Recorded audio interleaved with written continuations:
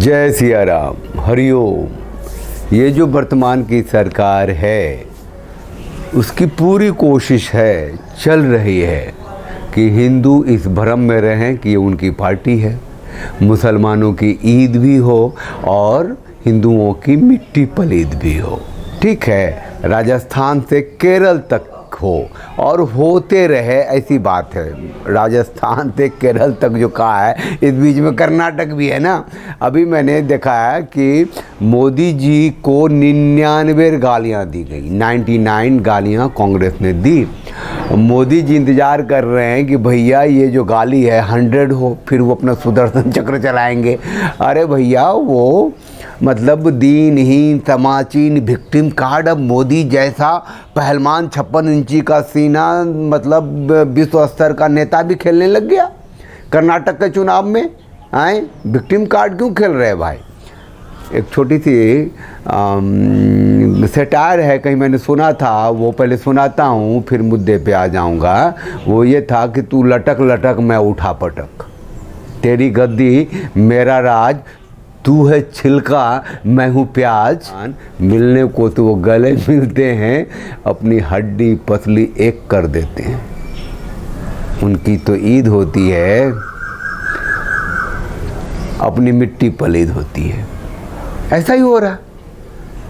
अब देखिए, राजस्थान में थोड़ी सी पुरानी खबर हो गई, लेकिन पाकिस्तानी हिंदुओं के साथ जो राजस्थान के जेडीए जोधपुर डेवलपमेंट अथॉरिटी वालों ने क्या किया, बिना नोटिस फोटिस के 40 परिवारों का घर उजाड़ दिया। सब खबर मालूम हो गया आप लोगों को, जो एक्टिविज़म में हैं, जो ये मानते हैं कि जो भारत जो है वो मूल रूप से हिंदू सनातनियों का देश है और धरती पे कहीं भी जो हिंदू हैं उनका ये नेचुरल होम है। ऐसे लोग कूद के आए हैं। उन 40 परिवारों में कुछ गर्भवती महिलाएं भी हैं, 15 दिन के बच्चे भी हैं, पाकिस्तान से आए हुए हैं, हिंदू हैं, भील हैं, जिसके लिए कांग्रेस की सरकार और राजस्थान की सरकार हमेशा तत्पर रहती है।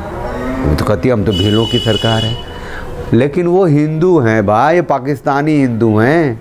तो ऐसा तो अब जो मास्टर स्ट्रोकवादी हैं वो तो ये कह रहे हैं कि इसने कांग्रेसी ने किया है और वहाँ के जो पाकिस्तानी गुर्गे हैं जो भारत में बैठे हुए हैं उन्होंने किया है। और दो एक नाम भी ले रहे हैं जो मैं बताऊंगा आगे, कि वो जो लोग हैं जिन्होंने बिना किसी नोटिस के जीडीए का ले आकर के वहाँ उजाड़ दिया, उन लोगों को सड़कों पे छोड़ दिया। जब पाकिस्तानी हिंदुओं को, हिंदू को पाकिस्तानी क्यों कहें, हम हिंदू तो हिंदू हैं भाई, धरती पे कहीं भी हो तो भारत के हैं, भारत के मूल निवासी हैं।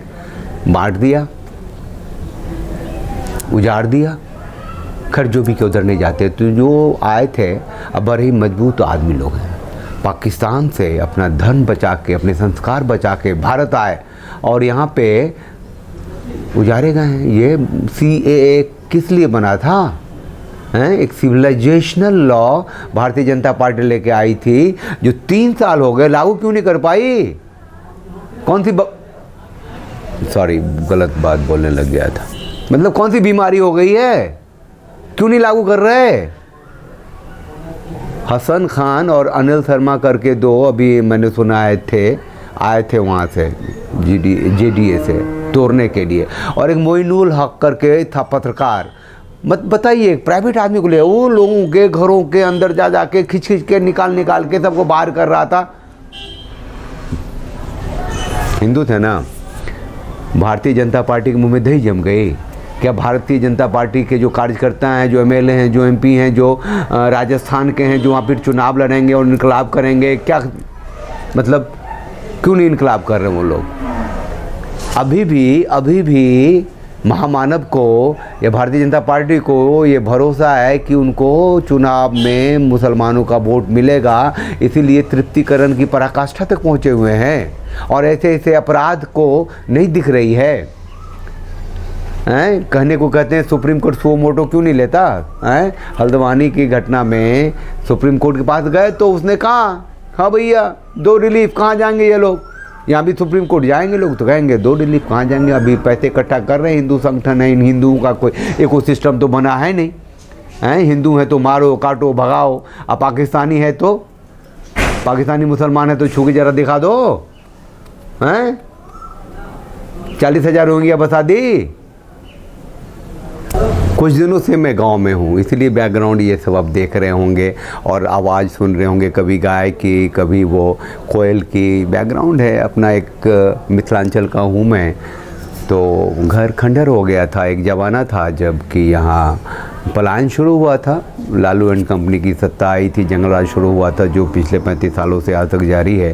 तो उसमें जो हमारे जैसे नस्ल थे उनकी वो शुरुआती दौर में वो पलायन किए थे, बाद में सब ने पूरी ताकत से भारतीय जनता पार्टी को वोट दिया। चलो कुछ तो बदलेगा, हिंदू रीति रिवाज सत्ता संस्कृति का देश होगा, सनातन सत्ता की व्यवस्था होगी, हम लोग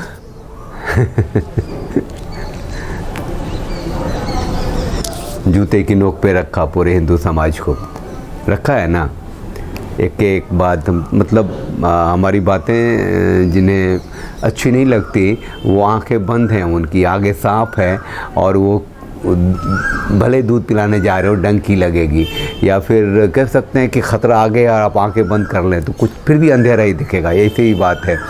ये केरल द केरला स्टोरी जो है, सबको पता है कि वो जो इस्लामिक जो टेरर है, जो ग्लोबल टेरर है और उसके तहत जो जिहाद है, जो हर तरीके से हर स्तर पे है, उसका वो सोल है द केरला स्टोरी। तो चले गए थे लोग वहाँ सुप्रीम कोर्ट में चले गए कि भैया दो बातें कर दो। एक ने कहा कि भैया इस फिल्म को ख़त्म करो, ये तो मुसलमान एट लार्जों के ख़िलाफ़ है, इस्लाम के ख़िलाफ़ है, ये तो बदनाम कर रही है।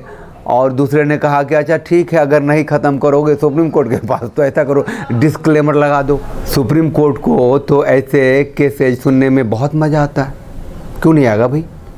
पिछले दिनों भी उन्होंने ऐसे कुछ केसेज सुने हैं और सेंसर बोर्ड को भी क्या लेना देना है, उसने भी ऐसे ऐसे फिल्में दी हैं जो भले न चली हो तो आप तक नहीं पहुंची हो, लेकिन वो हिंदू सत्ता के ख़िलाफ़ तो बहुत मतलब ऐसी ऐसी फिल्में बनी हैं, ऐसी कोई बात नहीं है। तो द केरला स्टोरी के जो प्रोड्यूसर्स हैं भैया कद्दावर आदमी हैं, सीना वाले हैं, सीना मतलब ताकत 56 इंची नहीं। उन्होंने कहा कि नहीं ये मैंने लिखा है, ये ट्रू स्टोरी है तो है, मैं इस पे बात कर लूँगा कि ये ट्रू स्टोरी कैसे, सच्ची कहानी कैसे है। डिस्क्लेमर भी नहीं देने वाला, नहीं देना डिस्क्लेमर कि ये द स्टोरी जो लिखते हैं ना कि ये काल्पनिक कहानी है और इससे किसी भी जीवित या मृत व्यक्ति का कोई लेना देना नहीं है। नहीं, ये हर उस जीवित और मृत व्यक्ति से लेना देना है जो कहीं ना कहीं किसी भी एंगल से द केरला स्टोरी के साथ खुद को जुड़ा हुआ पाता है। हर इस साल में आए थे द केरला स्टोरी के प्रोड्यूसर की तरफ से, उनको भी धन्यवाद। ऐसा लग रहा है कि ये अब जब आप देख रहे होंगे तो फिल्म थिएटर में चल रही होगी, हर एक को देखना चाहिए और दिल से देखना चाहिए, समझना चाहिए, जागरूक होना चाहिए, अपनी आंखें खोलनी चाहिए। अकेले देखने कोई जा रहा है, अकेले देख रहा है तो वापस आए, अपनी बेटियों को दिखाए, बहनों को दिखाए, समाज की स्त्रियों को दिखाए, सबको दिखाए, यूथ को दिखाए। आइकन्स जो हैं हमारे यूथ आइकन्स जो कभी वो चौके छक्के लगाते हैं, कभी बोल्ड होते हैं, कभी क्रिकेट के मैदान पे हैं, वो नहीं हैं।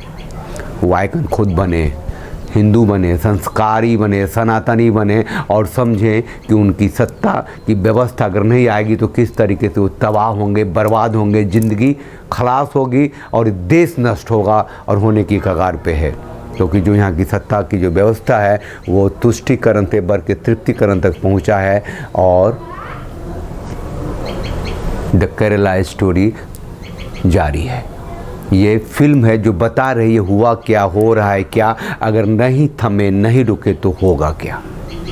ठीक है, तो लटक लटक मैं उठा पटक, तेरी गद्दी मेरा राज कहने वाले लोग हैं, तू है छिलका मैं हूँ प्याज कहने वाले लोग हैं। कहने को तो गले मिलते हैं, अपनी हड्डी पतली एक करते हैं, उनकी तो ईद होती है, अपनी मिट्टी पलीद होती है। यही इस देश में हो रहा है और यही आज कहने के लिए आया था। चाहिए हैं बताइए, कोख में बच्चे गोद में बच्चे, और चूँकि हिंदू हैं बिना नोटिस के, बिना किसी व्यवस्था के निकाल दिया, हटा दिया, घरें तोड़ दी, सड़कों पे ला दिया हैं। अब 50 लाख 1 करोड़ रुपए चाहिए उन लोगों को, तो छोटा छोटा घर भी देने के लिए 50-50 हज़ार रुपये भी देने के लिए। तो जो NGO लोग हैं, है ना, वो लोग लगे पड़े हैं, वो लोग मेहनत कर रहे हैं, वो लोग फंडिंग जुटा रहे हैं, तो इकोसिस्टम भी नहीं बना है। तो शायद इस बहाने हमारा इकोसिस्टम बनता चला जाए, मजबूत होता चला जाए।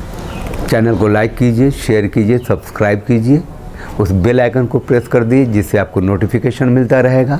जागरूक रहिए, जागरूक होते रहिए, जागरूक करते रहिए, गुरुओं की वाणी को ज़िंदगी में उतारते रहिए, ईश्वर पर भरोसा रखिए और बोलते चलिए जय सिया राम, हरि ओम।